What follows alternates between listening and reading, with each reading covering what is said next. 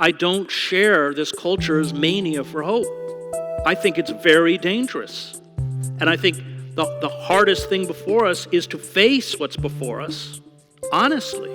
And because it isn't pleasant, it's scary. I got kids. I'm terrified. I mean, my youngest son's favorite book is called Out of the Blue. It's about narwhals. And I'm thinking, probably if things do not change within your lifetime, every single one of those sea creatures will be extinct.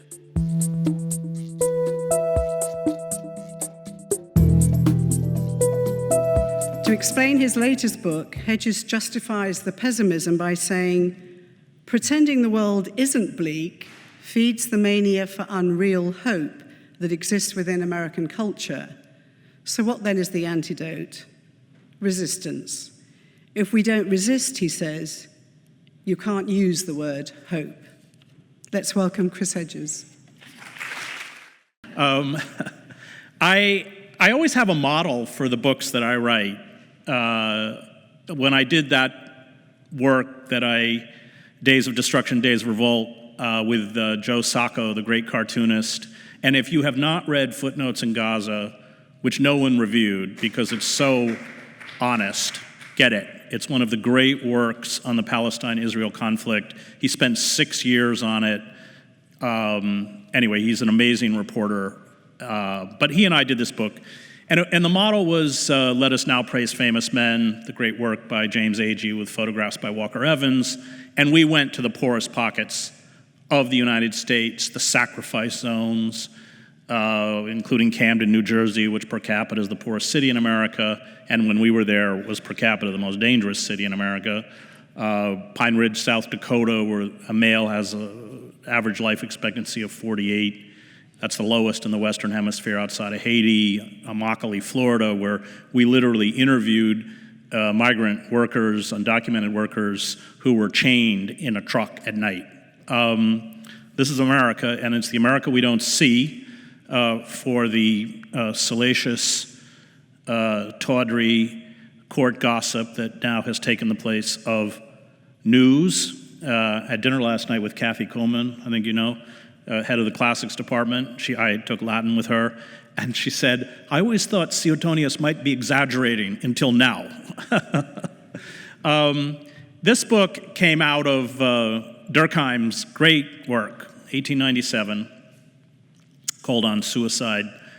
I like Durkheim a lot. There was that triumvirate of Durkheim, Weber, and Marx, almost all contemporaries playing off of each other.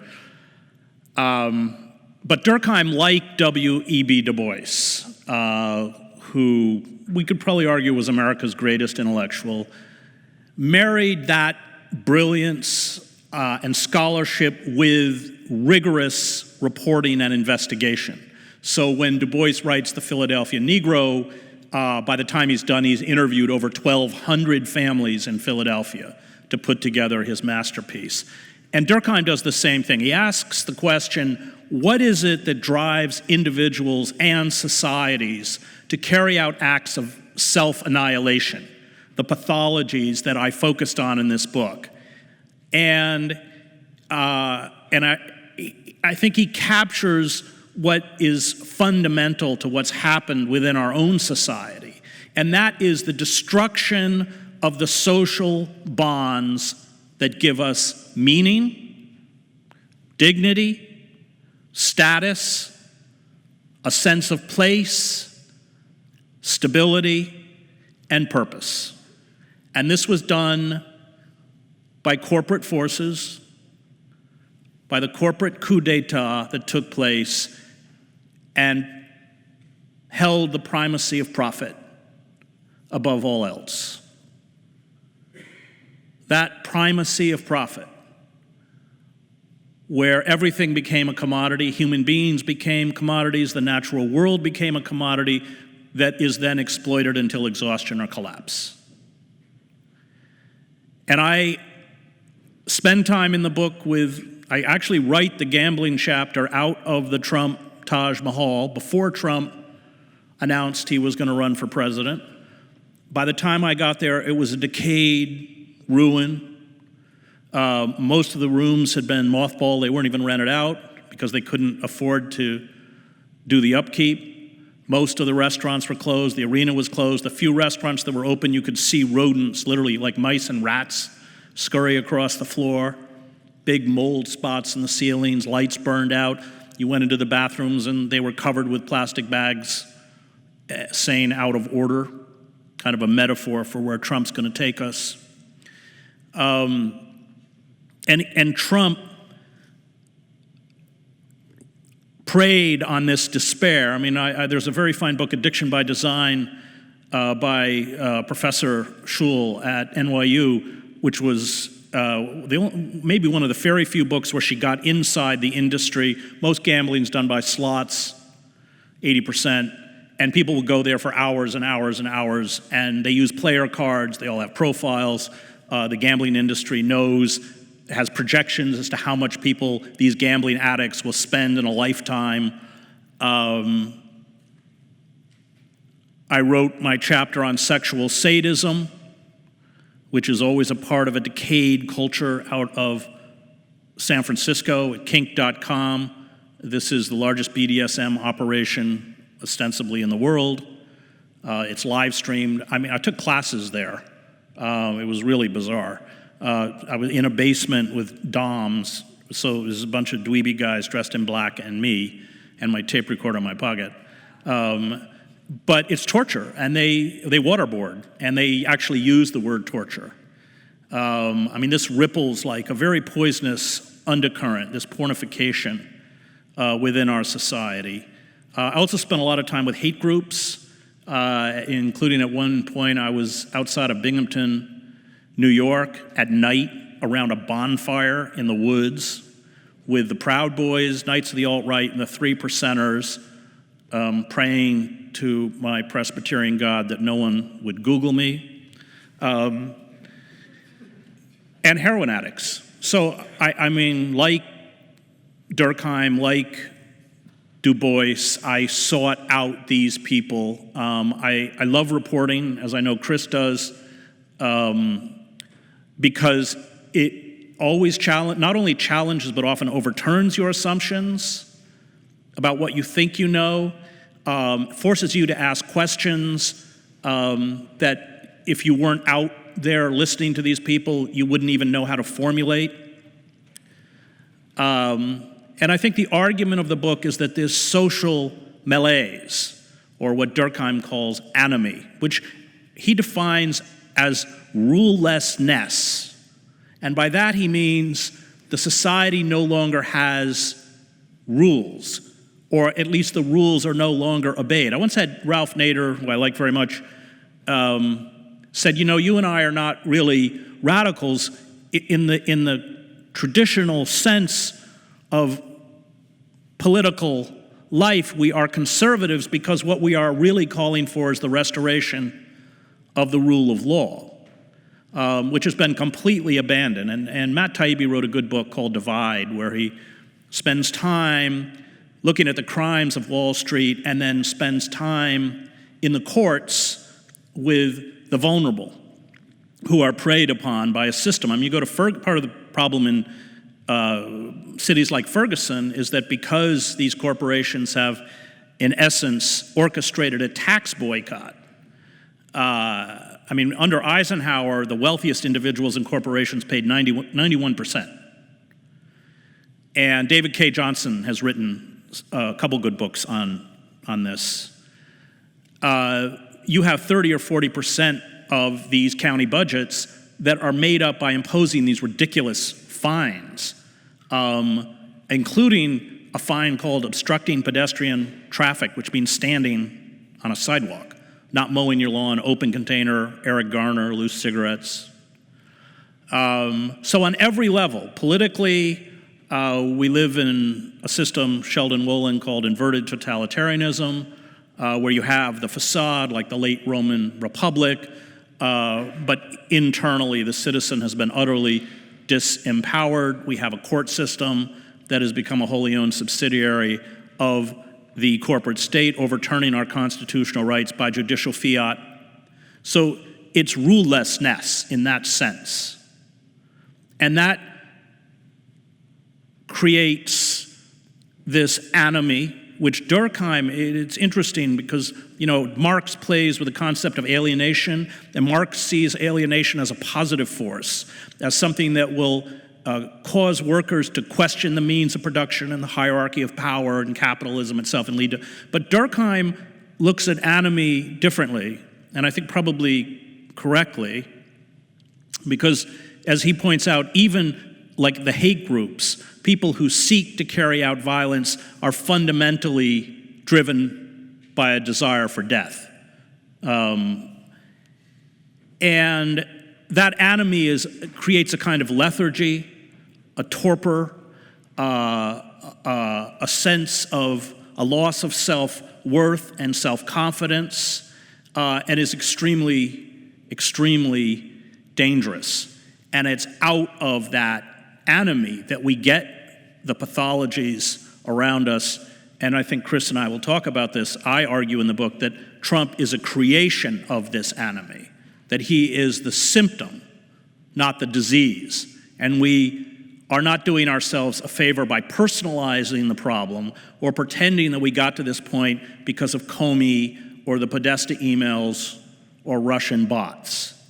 And of course, the Democratic Party does not want an examination of the system of inverted totalitarianism or the corporate coup d'etat that they largely orchestrated, especially under the presidency of Bill Clinton.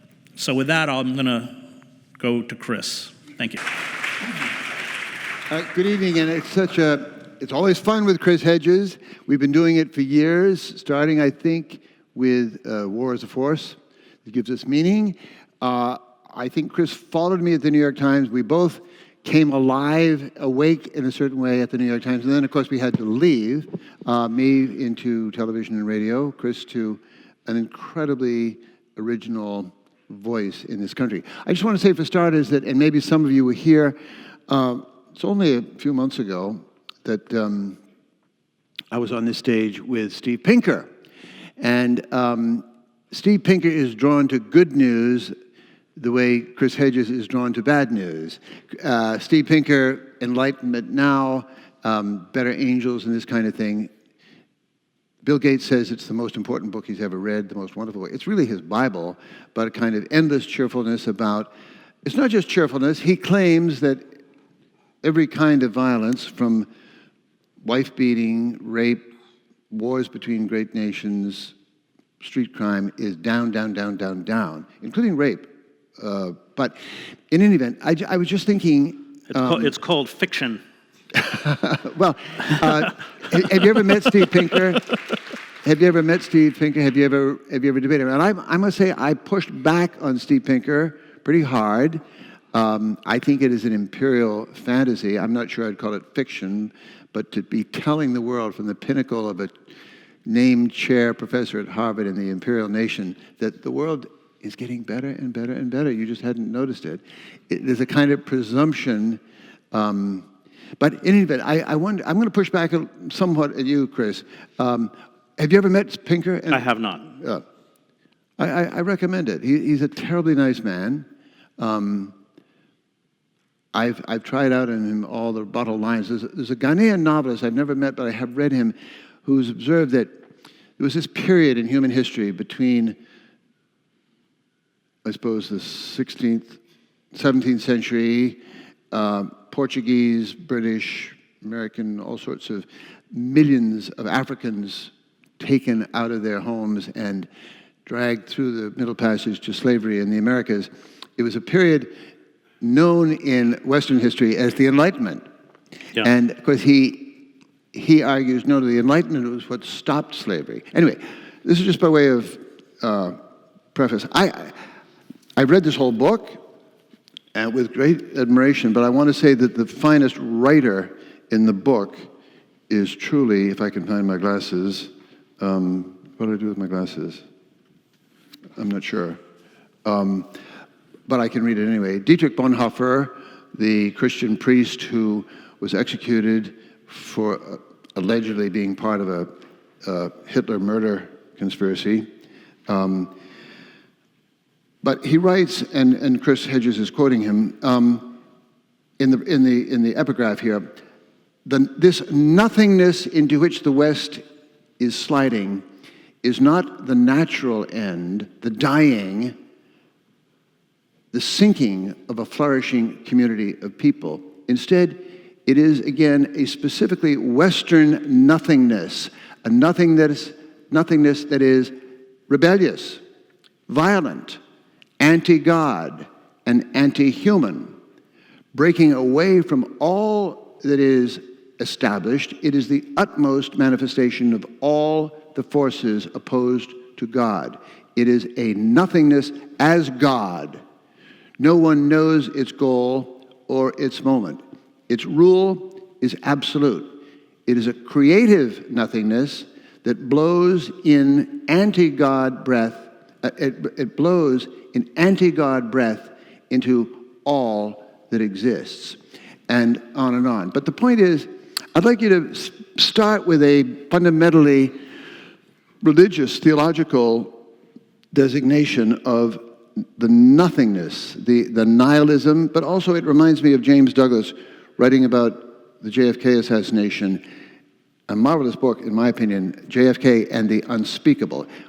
He says, don't ask who killed JFK, you must find out what killed JFK. It was disembodied evil, a satanic force that killed Jesus, killed Gandhi, kills a certain kind of people, and Thomas Merton saw it crowding JFK, and it got him. But you're talking again about something that only religious people can grasp in a way, and what is that force? That's a culture which we've created, a commercial culture, which orchestrates alienation, loneliness, unhappiness, a sense of inadequacy, and promises of us that if we invest in that culture, both financially and personally, which is a culture that at its core is about the cult of the self, we can find the happiness that they have destroyed. But of course, as Proust understood, every time we buy their experience, whether just commercially or emotionally, or their product, it is only the starting point for new desires. And what, in biblical terms, it is a culture of idolatry. And the writers of the Bible understood that idols demand, in the beginning, the sacrifice of others, but in the end, like Moloch, they always demand your sacrifice. You are sacrificed on that altar. And I think that spiritual malaise, that cult of the self, has created tremendous depression and unhappiness, which is fed by this never-ending cycle. I mean, what is Facebook or Instagram or any of these other social media platforms? They're many forms of the self-presentation that obsesses a figure like Trump. It's what Neil Gabler called Life, the movie. And, we all have our own versions of it. It's about posturing. It's not about truth, and it's certainly the opposite of friendship. Friendship, and most of us, if we're honest, will acknowledge that we probably only have 2 or 3 real friends, and some of us have none. Friendship is about a relationship where that person loves you enough to tell you the unpleasant truths about yourself you don't want to hear because they care. I mean, I just lost James Cone, as you know, and that's a hole I can't fill. Friendship is about a relationship that ultimately is perhaps even beyond articulation, as is faith and the transcendent. And so I do quote Bonhoeffer, and I quote a lot of writers on theology, Tillich and others, because I think, like Kierkegaard, that there is a deep, deep spiritual sickness within the society, and that we have created powerful mechanisms to prey upon and to exacerbate that sickness. I mean, Tolstoy got it right. The only true happiness is to live for others, as any parent instinctively knows. I just taught Victor Hugo's Les Miserables in a prison. Oh, what a book. It's amazing. Even Tolstoy thought it was number one. Well, it was Eugene V. Debs' favorite book, which he read in French over and over. He was raised speaking French. And it was Lloyd George's favorite book. Yeah. And it has the melodrama. I mean, but it fundamentally gets that. And so I think that is the nothingness. That in the end, what they're doing, that the evil of this society is to make us hollow men and women, to quote Eliot. We get from the sublime to the ridiculous, which is to say the Trump moment. But in a short form, Chris, what defines this moment of collapse in your view? I mean, Tolstoy felt it more than 100 years ago. Dostoevsky. Walker Percy wrote brilliantly about it 40, 50 years ago. What about this moment? And then we're going to come to just what Trump is a symptom of, and the cause of. It's complicated. So the social bonds are broken. The primacy of profit has destroyed the economic base of the country, which was industry, with deindustrialization. The power of corporations has taken from us the ability to protect ourselves and promote our own interests, whether that's labor unions, whether that's a press that actually writes about and reflects the concerns of the majority of the American people. I mean, CNN is as culpable for the burlesque as Trump. And they make money on it. They made more money last year than they've ever made. But it's all court gossip.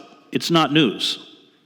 There's no journalism anymore. I mean, Stormy Daniels and her lawyer, and it's just endless. Or his tweet and the reaction to his tweet, and it's utterly incredible. I mean, 3 years from November 2015, the country has, or since maybe even October 2015, when he started reaming through the Jebs of the world, we have talked. This country, the public conversation, has been nothing but Donald J. Trump. You couldn't have imagined it. But I want to throw out a complicated idea that he is totally symptomatic of a lot of different things. He's symptomatic of populist speech, McCarthyism, grand looks consumerism, gross sexism in person and in cultural monuments like pro wrestling.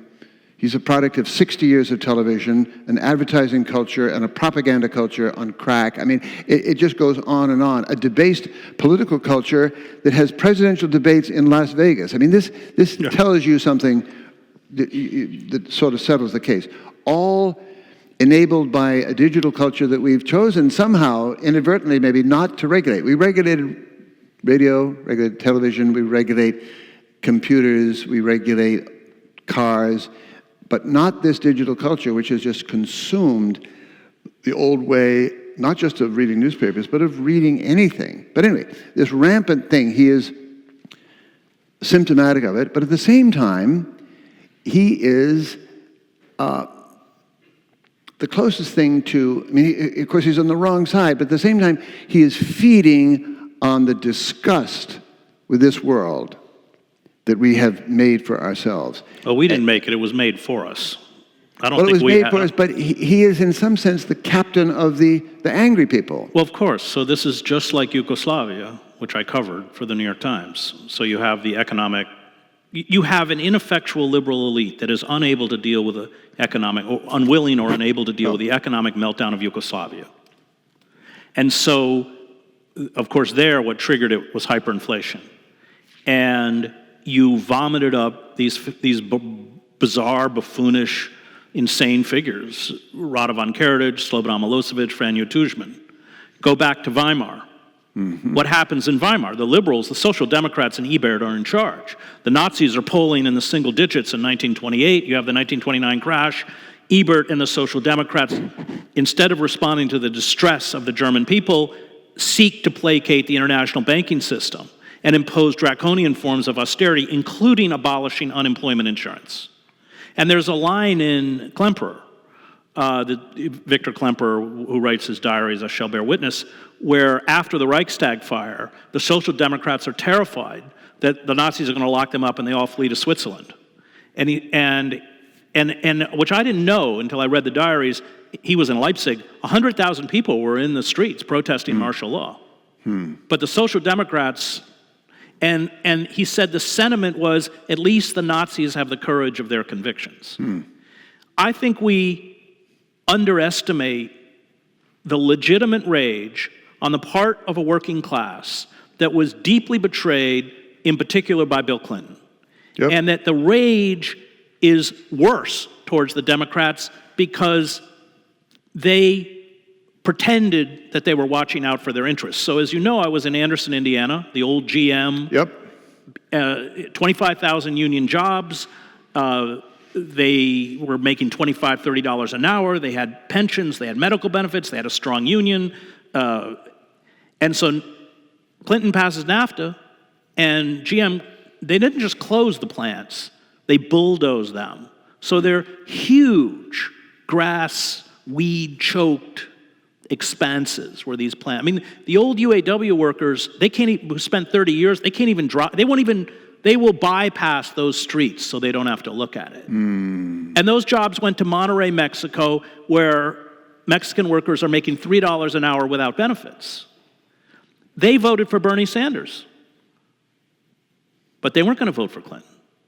And I think the power of Trump is, and this was also true in Yugoslavia, and it was also true in Weimar. Because remember, a figure like, in particular, Göring was quite witty and funny. Göring was quite funny, actually. And like Trump, ridiculed these elites like the Jeb Bushes.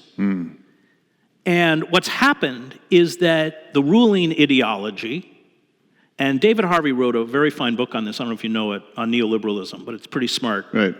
But it's out of this Marxian idea that every ideology is essentially created around the economic and political interests of the ruling elite. So in this case, neoliberalism, which is a utopian, as John Ralston Saul says, a utopian ideology. The whole idea that any society throughout history has decided that every aspect of that society should be ruled by the dictates of the marketplace is insane.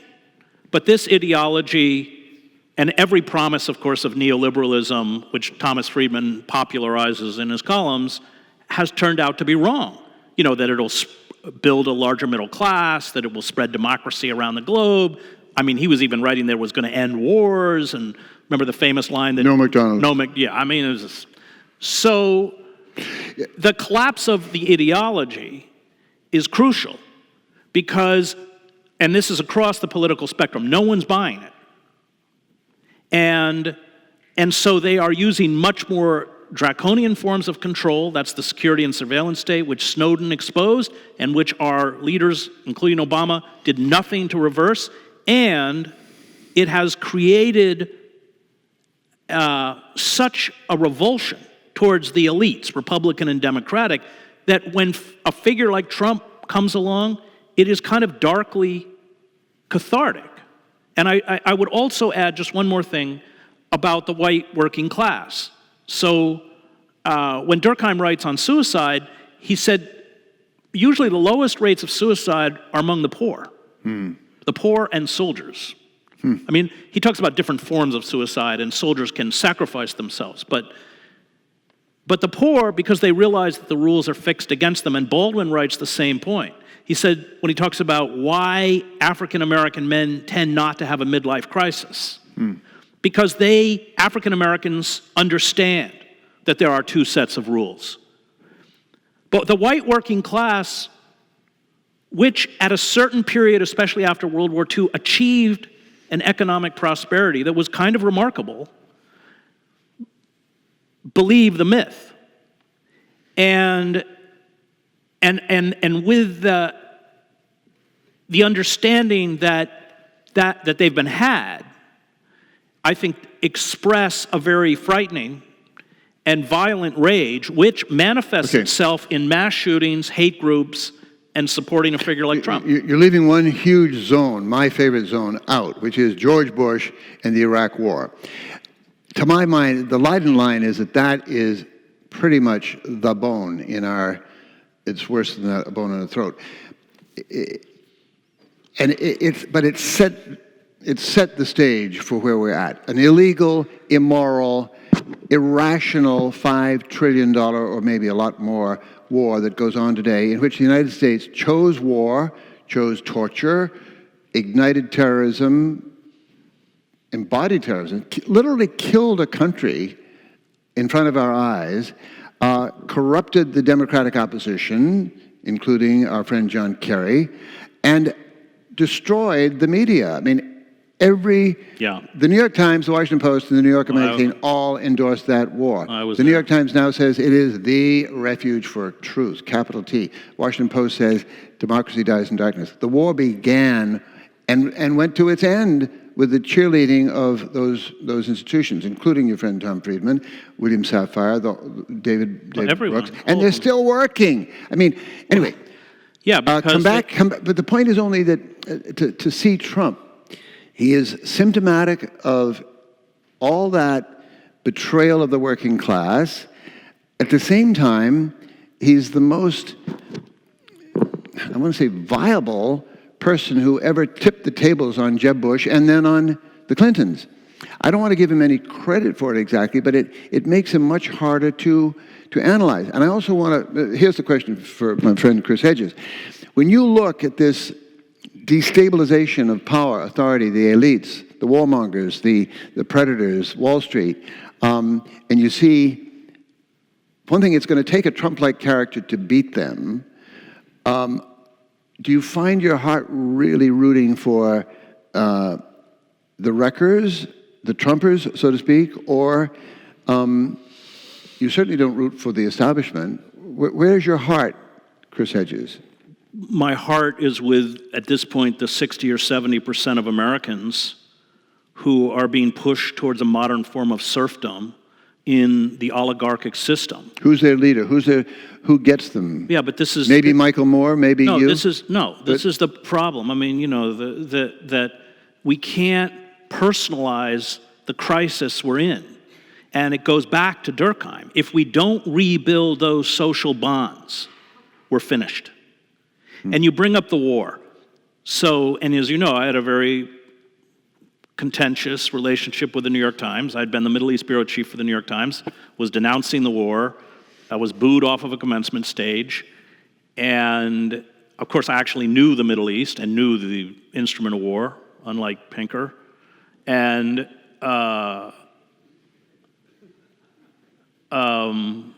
I was given a formal written reprimand and told I was no longer allowed to speak publicly about criticizing the war, and I left the paper over that issue.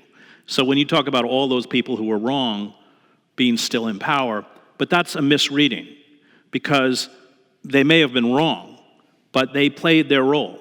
And the role of, this is Chomsky, the role of the liberal elites is to discredit. And you can read the review of this book in the New York Times and the Washington Post, because that's exactly what they do.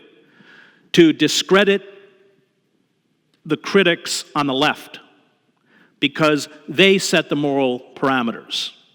And they are essentially given their place in a capitalist democracy because they make sure nobody crosses those parameters. Nobody actually questions the system of capitalism. Nobody questions the intentions of going into Iraq. They may concede afterwards that it didn't go quite as it should. So they played their role perfectly, which is why they're still there. That's their role. No, we can't talk about leaders. I mean, this is a complete misreading of what's happened in this country. It's far more serious than that. And I think one of the things that informed this book was the 2 years I spent writing a book on the Christian right. Because the Christian right is really the antecedent. But before that, let me just respond one more thing on the war. So and you know from the book, and this is from McCoy, but late empire, and McCoy, the historian McCoy, who wrote a very good book called Shadows in the American Century, which I would recommend, he writes that empires at their beginning actually used military force very carefully and very judiciously. Empires at the end, in decline, engage in catastrophic military adventurism that fuels the decline in an attempt to restore a lost greatness. So you look at, for instance, the end of the Athenian Empire. They invade Sicily. The entire Athenian fleet is sunk. Most of the soldiers are killed. The empire's over. You look at the Suez Crisis. The British Empire is in decline from the end of World War I until 1956. Nasser nationalizes the Suez Canal. The British invade with the French and have to retreat in humiliation. The pound sterling is dropped as the world's reserves currency, and the British economy goes into a tailspin. That's the death. McCoy actually gives it a date, which I would never do, 2030. But so we have 17 years of warfare. There's a front page story about the debt. Did you read the story on the side? Can you just hand me that? I mean, I forget the figure. It's like 3. Thank you. I'll read the Times tonight. I haven't. I just read that. Yeah. What may soon exceed the cost of the U.S. military? Interest on U.S. debt. Within a decade, more than $900 billion in interest payments will be due annually. This is what happens at the end of empire. You extend yourself militarily beyond your ability to sustain it financially, and the cost in order to carry out this military adventurism, this is Thucydides, is to just hollow out the country from the inside.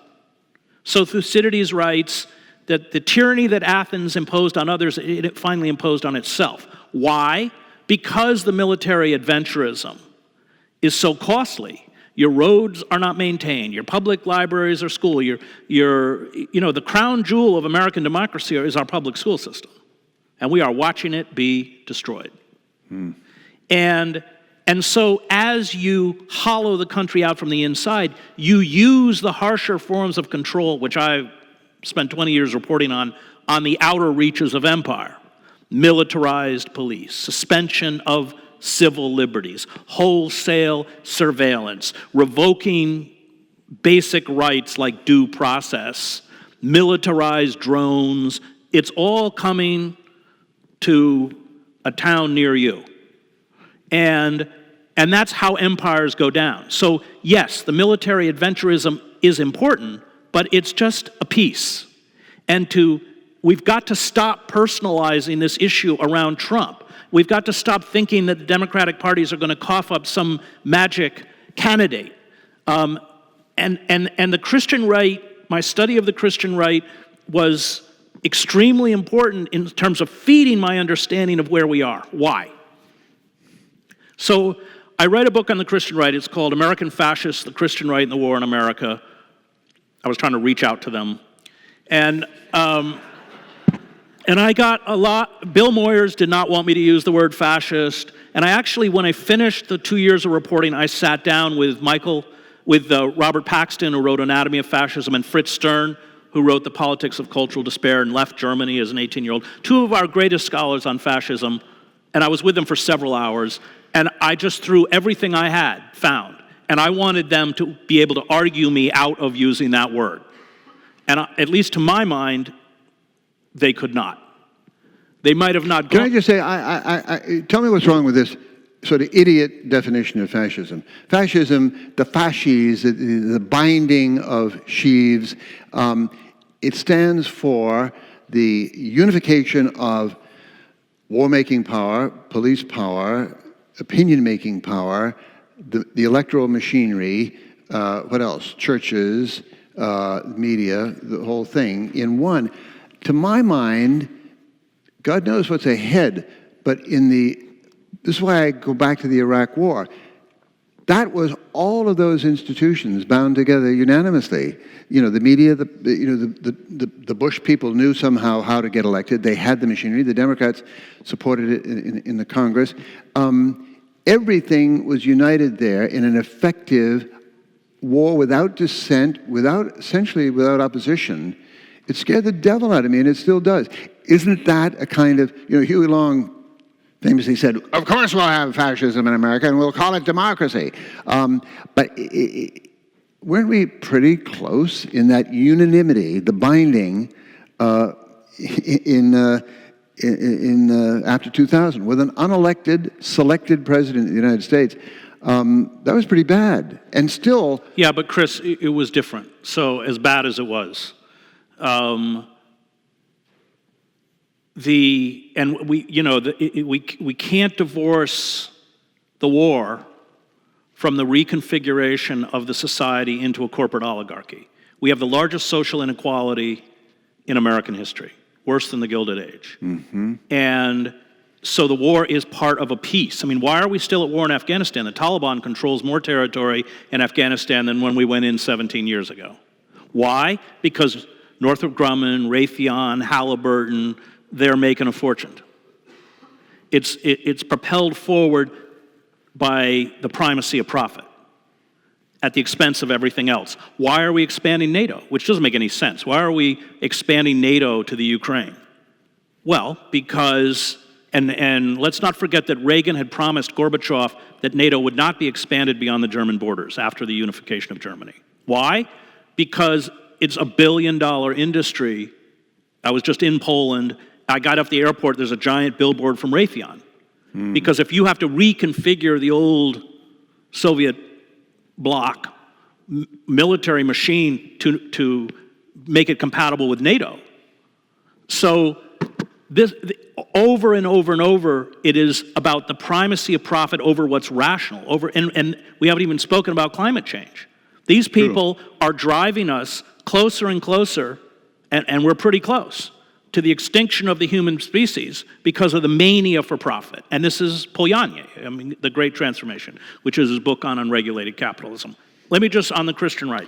So I'm inside the Christian right, and however bad Bush was, and they were all bad, and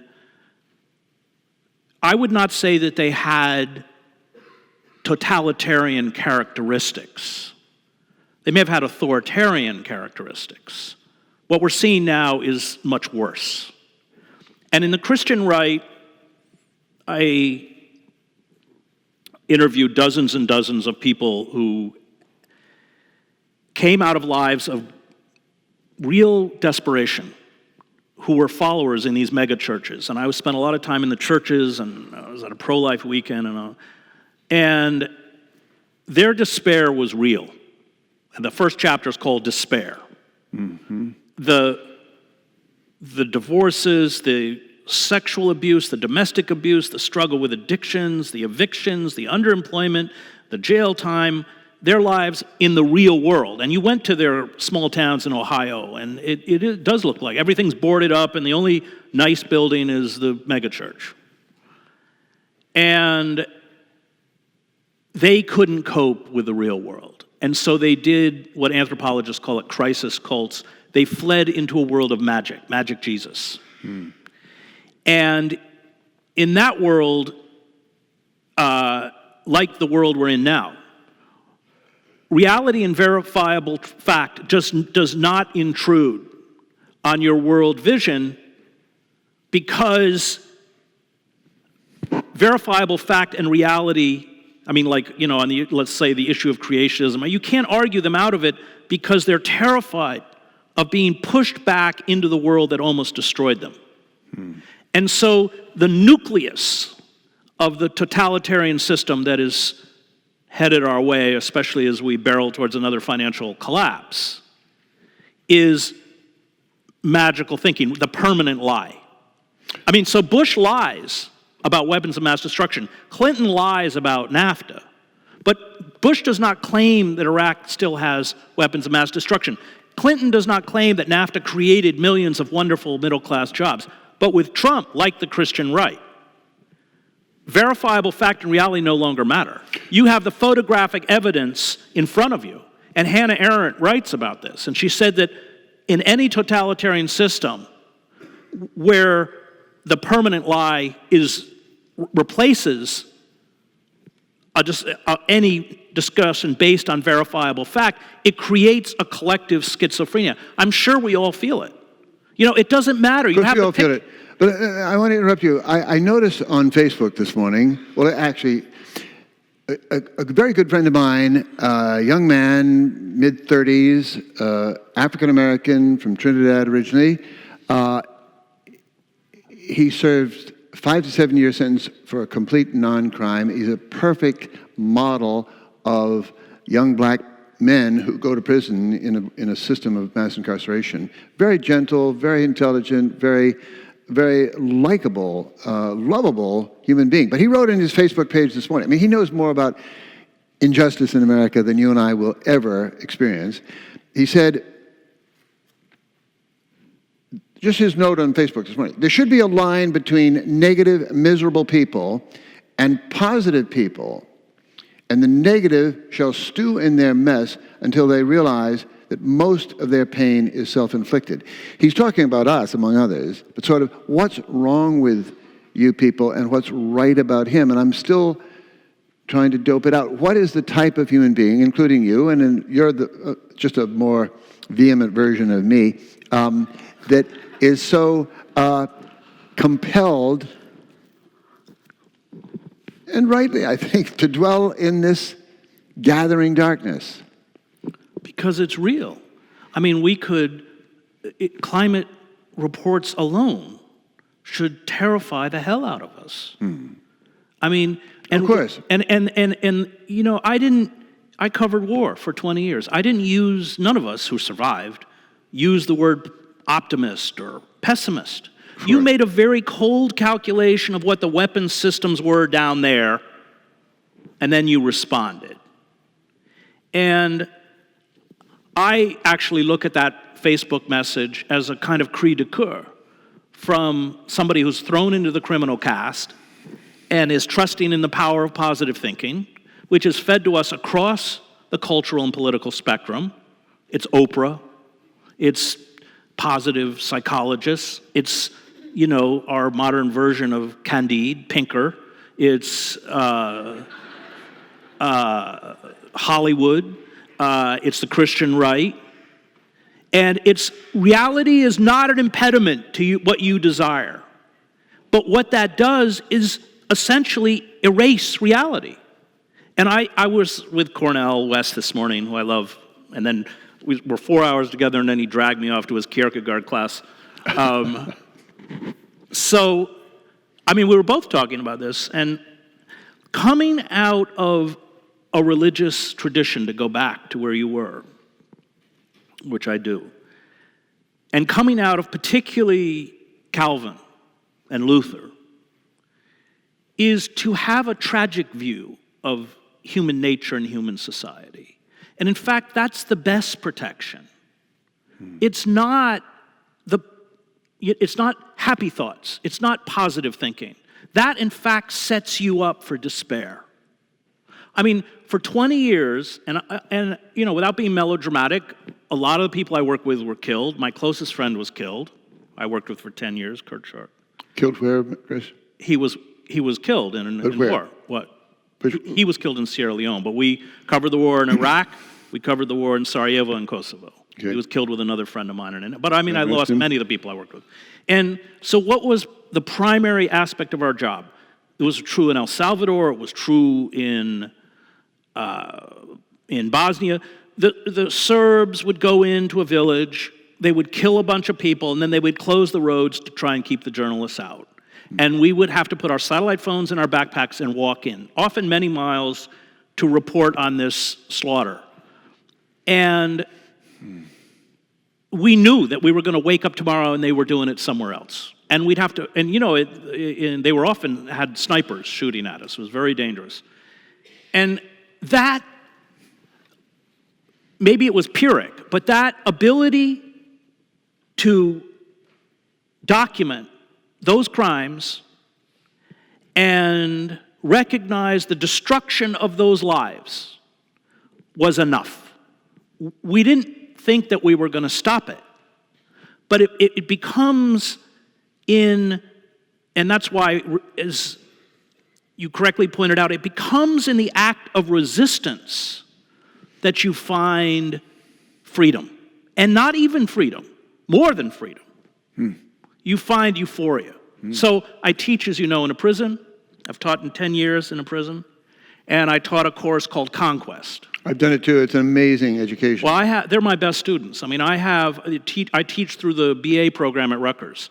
And I've taught at Princeton and Columbia, and they are the best students I've ever taught. Their cells are libraries. I mean, I met one of my students after 11 years. He got out 11 years in prison. I'm with his mother at the gate. And the first words he says to me when he walks out of prison, because you can't have any of your possessions, is, I have to rebuild my library. That's the students I have. So I taught... Everybody should go home and read Malcolm's chapter in the autobiography on his time at Norfolk. I've taught in those classrooms. He said he confronted the fact that he couldn't read a tabloid headline when he went in. He memorized the dictionary, and he said it was like snow sliding off a roof. His past life, he just shed it. He became a new man in, praise God, Massachusetts Correctional Institution at Norfolk. So I'm just going to use them because if you want to talk about despair, look at the horror of mass incarceration, which is at once a form of social control for people who live in deindustrialized pockets. Their bodies don't produce money for corporations on the streets of inner cities. They produce $50,000 or $60,000 if you put them in a cage, and all those corporations, Global Tellink, Aramark, JPay, they're all in there preying off of it. So I taught a course on Conquest. We read Open Veins of Latin America, Bury My Heart at Wounded Knee, and C.L.R. James's great work on the Haitian slave revolt, Black Jacobins, the only successful slave revolt in human history, and Haiti's still paying for it. And I had given my syllabus to the class, and I was in Montana. And I said, I'm not there this week. I got a phone call in my hotel room in Montana. They said, this is the Special Investigations Division of the Department of Corrections of the state of New Jersey. Do you know your students just let a sit-down strike in the prison? Well, I hung up the phone, and I just broke down. Because they knew better than I what would happen. And it did happen. Every cell was strip searched.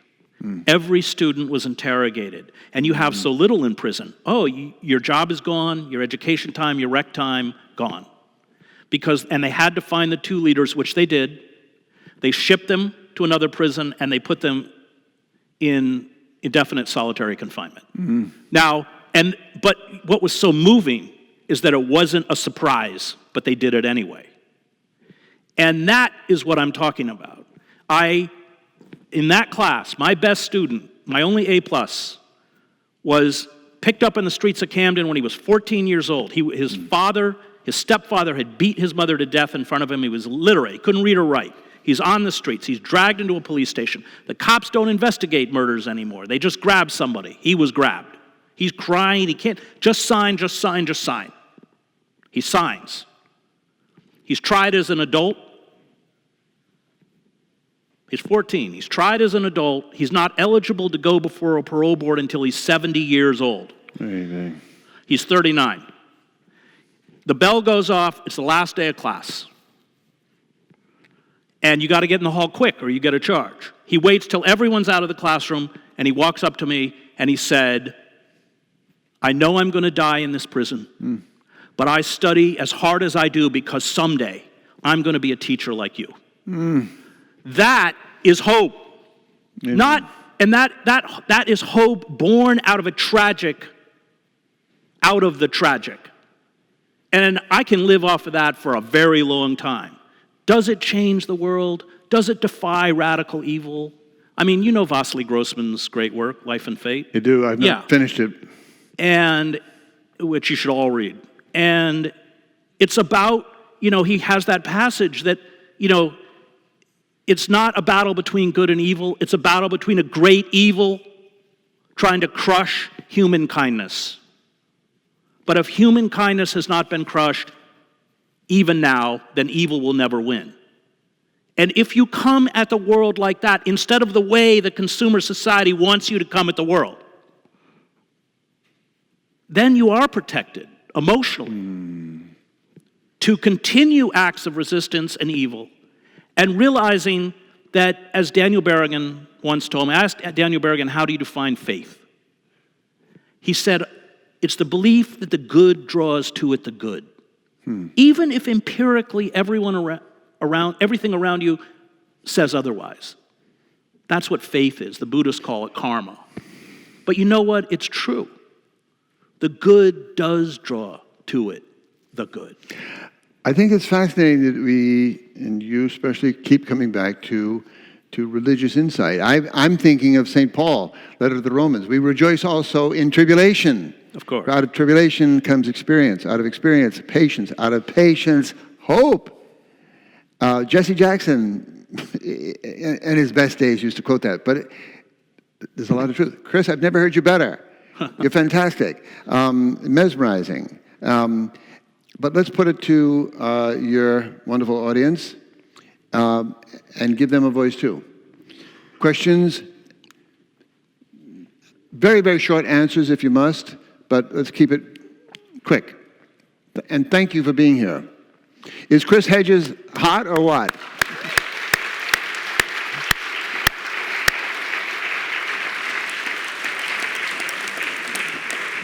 Thank you, Chris, for the talk. Quick question. As the empire retreats, what does it mean for the rest of the world? Speak into the mic, please. So my question is regarding the global kind of presence of the American empire. So as empire retreats, what does it mean for the rest of the world? Plus, I think, what can the especially developing nations can do about it? Right. So he's asking about the decrease, what happens is the moment the dollar is no longer the reserve currency, because it has an artificial value, in essence, because of that. The moment that it is dropped, then the empire has to contract because we can't pay for it. Nobody wants to buy treasury bonds, the value of the dollar drops. Imports become extremely expensive.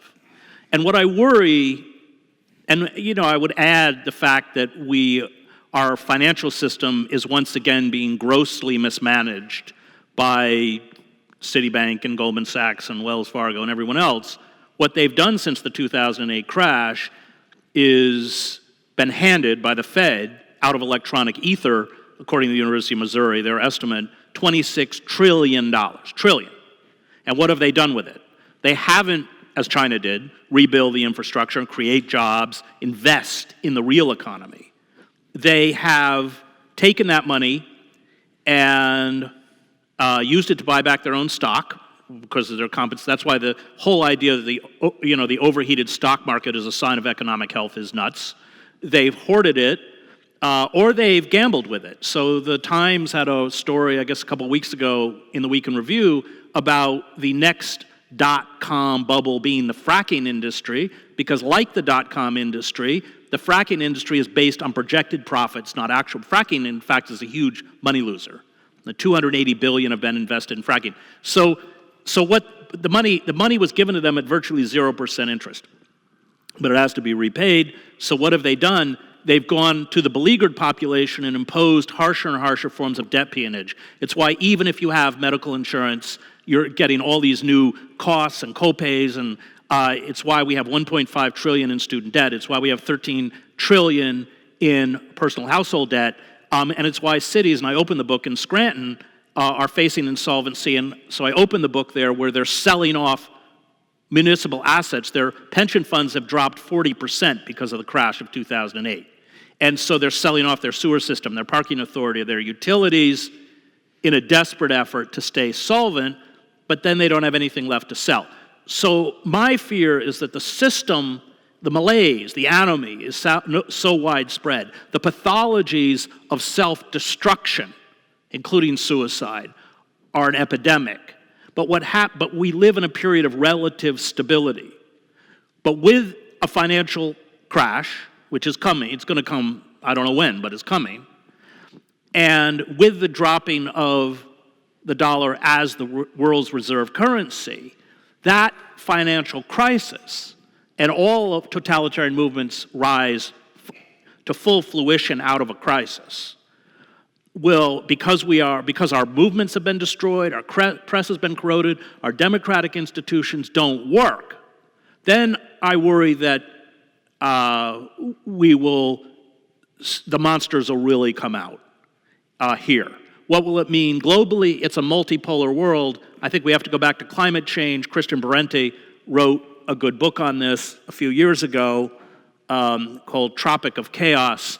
He wrote it out of Africa, where in the global south we're already seeing serious effects of climate change, including the war in Syria was precipitated by a massive drought, and then you have fighting over resources. That's inevitably what happens. So it's I'm no fan of empire. I know how evil empire is. I saw it up close. On the other hand, the breakdown of these hierarchical structures are not necessarily good. So I wonder if you can speak sort of deeper, like what happens, and I work with youth, and sort of where this question is coming from. What happens as we find different ways to engage young people who are growing up, on tablets, with Bitcoin and all these new things happening? Like, how do we engage them and their potential and keep it from just following the same patterns of the people who were empowered, like controlling how technology impacts society? The problem in marginalized communities is a structural problem, and as they carried out the kind of corporate coup d'état, which really began in earnest under Thatcher and Reagan, they changed the whole paradigm. Sturt Hall writes about this, where you didn't look to government anymore. It's that famous Reagan line, government is not the solution, it's part of the problem. And as Sturt Hall writes quite astutely, they told the beleaguered white working class that there was an assault on their national identity. And so they actually, and the Clintons rose to power on this, people forget. But Jesse Jackson's Rainbow Coalition was dismantled by the Clintons, who were using coded racist language and, wanted to outlaw and order the Republicans. Biden was a big factor in this. So it was actually the Democrats that accelerated mass incarceration from about 700,000 under Clinton to by the time he was out 2 million. Now, half of the people in our prison system were never charged with physically harming another person. The other thing Clinton did, they destroyed the courts. 94% of the people in prison never had a jury trial, and the students I teach with the longest sentences are the ones who went to trial, and they did not, unfortunately they trusted the system, but the system makes an example of them because, as Michelle Alexander points out, if everyone went to trial, the system would crash. It's built on plea deals.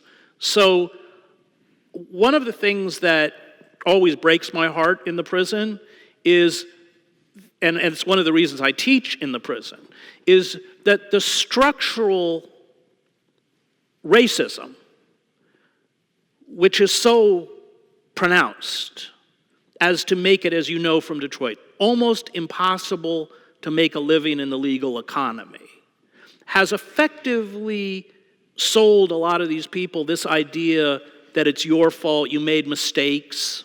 I mean, my students, August Wilson had a great line. He said, all the great black warriors in this country are in jail because when the society denied them the ability to get what they needed for their family, they just found another way to get it. And I would agree. I think that I'm all for working with youth, and I think that's all great. And we have this Scared Straight program in the prison, which I hate. But I think that there's a reason educational systems in marginal communities don't work. I taught Sheldon Wollin's Politics and Vision in the prison. Really? Wow. Yeah, which is a pretty serious book.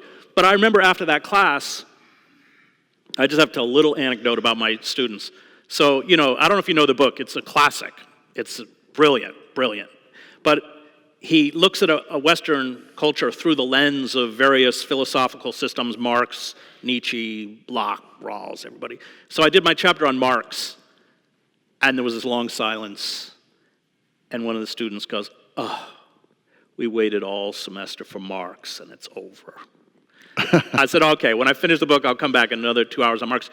But I remember several of my students saying, because I've taught these guys many times, we can't talk anymore to we're lonely, we can't. And I think that there's a conscious effort on the part of the corporate state to deny, they always talk about STEM, it's all vocational, to deny what I would call an education to the oppressed, to hide the fact that these structures of power are designed to destroy their lives. From Detroit, you lock up the men and you evict the women and children. And that's what happens. And why? Because if you are evicted, on the average, it's every 6 months in a poor community, you can't build, you finally, the third or fourth time you're evicted, you don't talk to your neighbors because you're going to be evicted. It's why they make it so unpleasant when you visit a prison. And I think it's because, and the children are terrorized. There's no other word for it. And people stand out in the rain for hours without bathroom facilities because they're terrified of any unity. As Wolin writes, the most astute political class in America are African Americans. They are the one class that tends to actually understand what their interests are, which is why they're all being erased from the voter rolls, including by the Democratic Party. So my feeling is, and this comes out of Rosa Luxemburg, who I like very much, Lenin's only intellectual equal, and which Lenin would admit, and she was right where Lenin was wrong. But when she writes, she said, you have to do it. Luxemburg would say, yes, you have to do what you do. We have to address hunger. We have to address despair. But at the same time, we have to educate. So if you look at the radical movements at the beginning of the 19th century, these were sweatshops, Yiddish-speaking workers on the East Side working horrible 12-hour days and then going up and having their anarchist Yiddish discussion group. And, just to keep going, it's why, especially after the Attica Uprising, have you read Blood in the Water? You should read it. It's brilliant. Heather Ann Thompson's history of the Attica Uprising. It is. Because it's not just about the uprising. It's a fascinating window into the elite. They were terrified of the Black Power movement. Nixon, Rockefeller, they actually thought... On the phone, you've heard them on the phone. Yeah. And they actually thought that the Attica Uprising was going to trigger a Maoist rebellion. But that's why we still have Black Panthers locked up. I visit Mumia Abu-Jamal, who's one of the great revolutionaries and intellectuals of our time. When I see him on a 6-hour slot on a visit, and all we do is talk about books for 6 hours because he reads everything. And I think we have to rebuild that radicalism so that on the one hand, yes, you are right. We can't ignore the immediate suffering because it's severe. On the other hand, we have to begin to build a consciousness to, and I don't use the word lightly, overthrow the corporate state. That's what I'm calling for. The Democratic Party is not going to save us. How do we overthrow it? We get into the street. I covered the revolutions in Eastern Europe.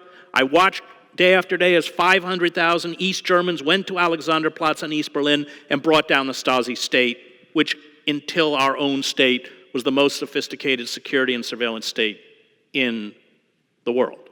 And so I would say, yes, what you're doing is fantastic and important, but at the same time, consciousness, and there's nobody better to start with than Malcolm.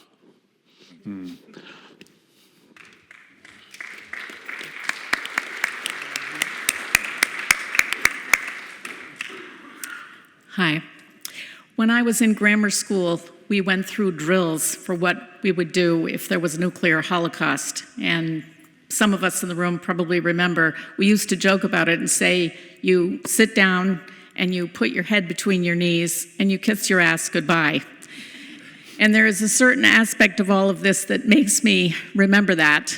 And in addition to what you just shared with us, since I would like not to be right about all of this, but to have a society and a set of new relationships with each other and the ecosphere that is really positive and sustainable, what would you suggest is already happening now or that we could start that you personally find promising in addition to overthrowing corporations? Well, I write about it at the end. The last chapter is called Freedom.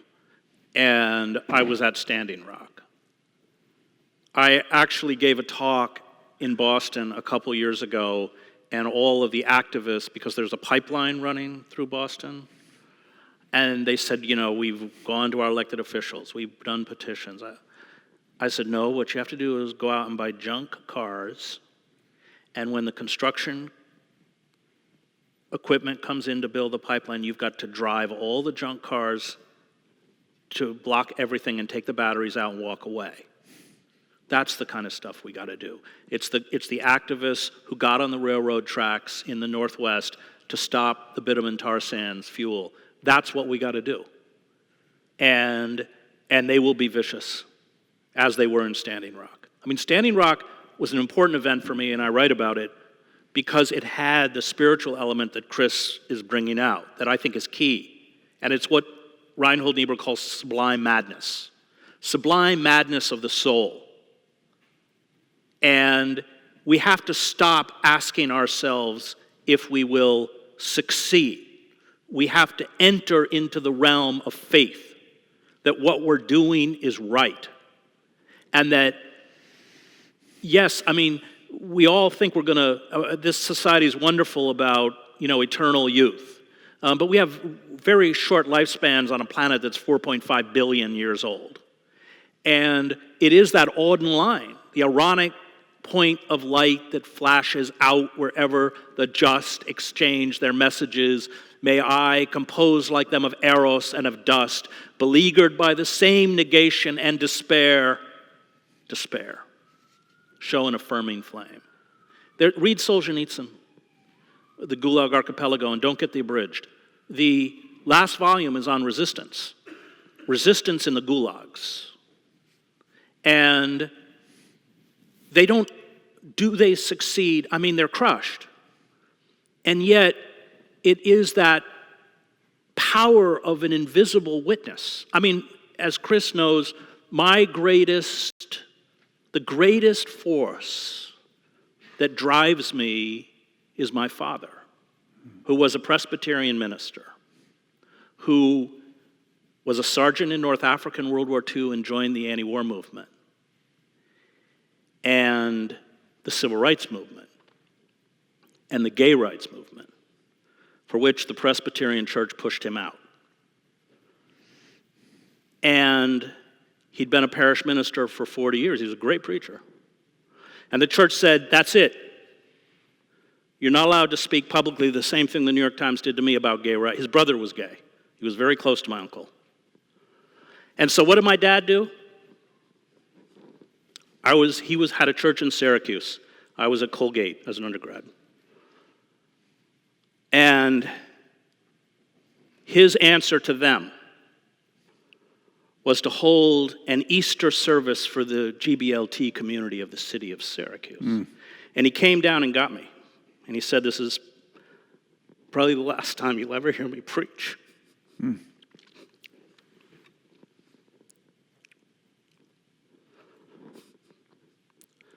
he got up and he said, marriage is a sacrament. It's not a reward for being a heterosexual. And any church that doesn't honor the sacrament of marriage does not deserve to call itself Christian.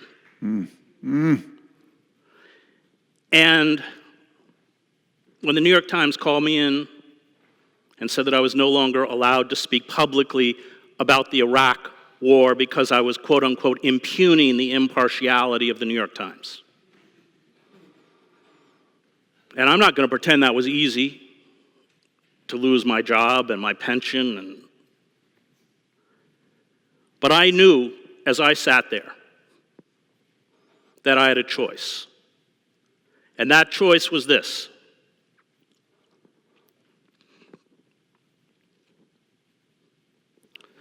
I could pay fealty to my career and muzzle myself. But to do so would be to betray my father. And I walked out of 229 West 43rd Street. And I realized for the first time what my father had given me. And that was freedom. I didn't need the New York Times to tell me who I was. I knew I would never be rewarded for virtue. I knew the very institution that I invested my life in, as he had, would ultimately turn me away. And I often say, it's my voice you hear, but it's my Father's words. And in the Christian faith, we call that resurrection. Amen. Amen. Amen. Yes, thank you. And one question that I have is, who is the we?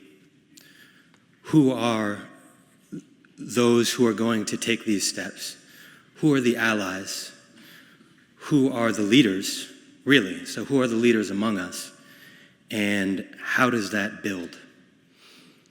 We don't need leaders. We need movements. Even the best of power is a poison.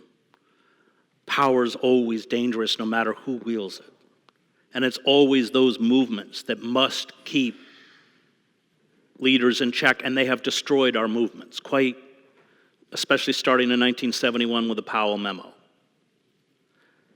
There's a moment in Kissinger's memoirs, don't buy the book, where it's 1971, there are tens of thousands of anti-war demonstrators. Nixon has put empty city buses in a ring around the White House. And he's looking out the window going, Henry, they're going to break through the barricades and get us. And that's where we want leaders to be. It is our job to make power frightened of us, not to ever trust in power. And that's why they destroyed our unions. That's why they destroyed the press. That's why they're turning these universities into corporations, vocational corporations. Yes, the higher end, they're systems managers who go to Goldman Sachs. What's the largest major at Harvard? Computer science. Same as Princeton. And we've got to recognize that we have to rebuild movements to pit power against power. That doesn't mean that I'm not an advocate for not voting. I'm just saying, as Emma Goldman did, that if voting was that effective, it would be illegal. That without those movements, I mean, even Roosevelt, you can read his private correspondence and his letters to his brother, he understood that those movements, as capitalism broke down, could sweep away the whole thing. He uses the word revolution, and he says to the oligarchs, his fellow oligarchs, we've got to give up something, or we'll get in quote-unquote revolution. And so that's how you get 12 million jobs and Social Security. And Roosevelt says that his greatest achievement is that he saved capitalism. But it was those movements that pushed Roosevelt, the old CIO, the Progressive Party, the Communist Party, which we've kind of written out of our history, but was a powerful and important political force. So yeah, it's movements, movements, movements. Thank you. Maybe one more question? Yeah, I'd like to know, do you think history is irreversible? This time in history is different because what is the industrial age? So human civilization, let's put that in quotes, has existed for 10,000 years since the end of the last ice age, which is a tiny portion of time on the planet Earth. And it's existed because of peculiar changes to the biosphere, including the Gulf Stream, which didn't exist before. Now, as is called the Holocene. We have now moved in the Anthropocene. where we are destroying the biosphere that made this 10,000-year process possible. And that was accelerated by the rise of technology and industry. So we can't go back to where we are. And that's why you have so many theories about why we have never found intelligent, quote-unquote, intelligent life in the universe, because in order to achieve the level that we've achieved, it requires such an amount of energy that you end up destroying the biosphere that makes the peculiar conditions, this tiny window that made our rise possible. And the reason climate scientists are so terrified of going beyond 2 degrees Celsius is because of feedback loops. And they know what feedback loops are because they've studied them on Venus, which used to have water and is now 800 degrees. That you essentially, your whole system begins to destroy itself because of a series of, acidification in the ocean, rising temperatures, once the polar ice caps are gone. So we can't go back to where we are. We have to respond creatively and rationally to a new system, to create a new system. And this gets into the question of human progress, which I think is a myth. And there's some good writers on it. We were talking about John Gray, the British philosopher, is good on this. Ronald Wright has written a good book on it. And it is a myth, the idea that we will progress inevitably. And it's a disempowering myth because we all believe it. So the belief that technology will save us is as specious as climate change deniers.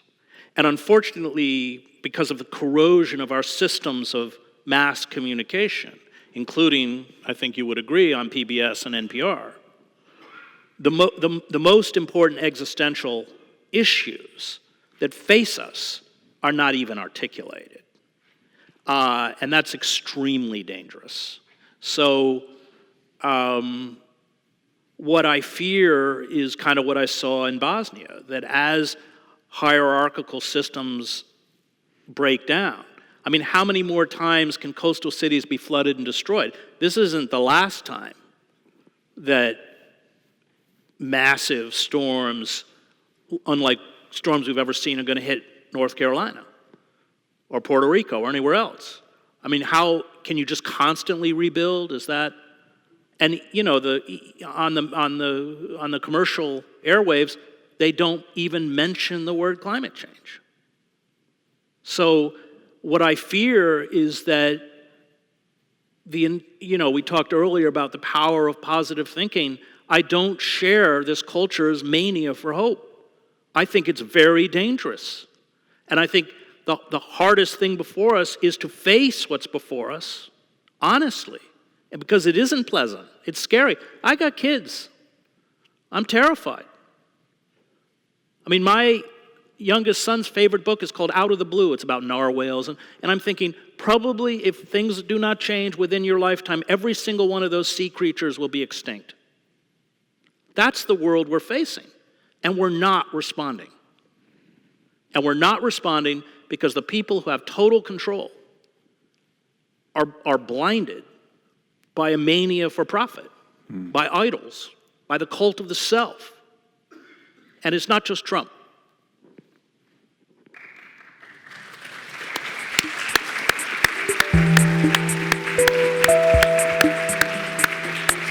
Thank you.